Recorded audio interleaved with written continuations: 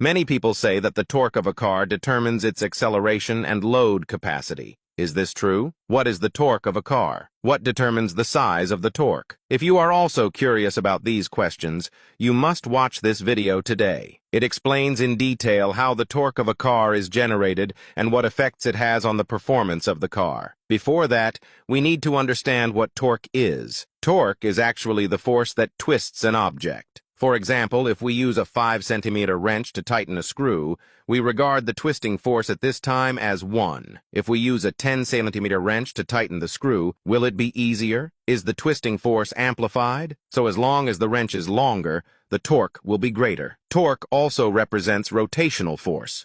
If the torque is applied to the car, because the wheels are round, to make the car move, the wheels must rotate. The force that makes the wheels rotate can also be regarded as torque. If a car is full of goods and you are asked to push it, but you can't, then you can only call someone to help increase the torque of the wheel, or drop some goods to reduce the load. Therefore, the torque of the car determines the load capacity of the vehicle. The torque on the car refers to the torque from the crankshaft output end of the engine without passing through the gearbox. The torque of the engine is just like screwing a screw. The longer the rocker arm on the crankshaft is, the greater the torque generated by the engine. Therefore, the torque of the car is actually determined by the length of the force arm on the crankshaft. The longer the force arm, the greater the torque. The faster the starting advantage, the faster the acceleration. If two bicycles accelerate from 0 to 40 yards, one with a large wheel and one with a small wheel, if the pedal speed is the same, the bicycle with the large wheel will accelerate to 40 yards in a shorter time. If the two wheels are the same size, the bicycle with a faster pedal speed will accelerate to 40 yards in a shorter time. The same is true for cars.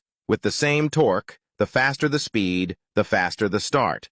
With the same speed, the greater the torque, the faster the start. It's like a diesel car and a gasoline car. The peak speed of a diesel engine does not exceed 4,000 RPM, while the peak speed of a gasoline engine can reach 7,000 RPM. Although diesel cars have more torque than gasoline cars still accelerate faster. However, if they are both household gasoline cars, it is not wrong to say that the greater the torque, the faster the start. After all, you are not driving a racing car that can run at 20,000 RPM. Anyway, everyone's speed is about the same, so naturally, the greater the torque, the faster the start. Is it very easy to understand? Remember to like and follow for more informative 3D mechanics.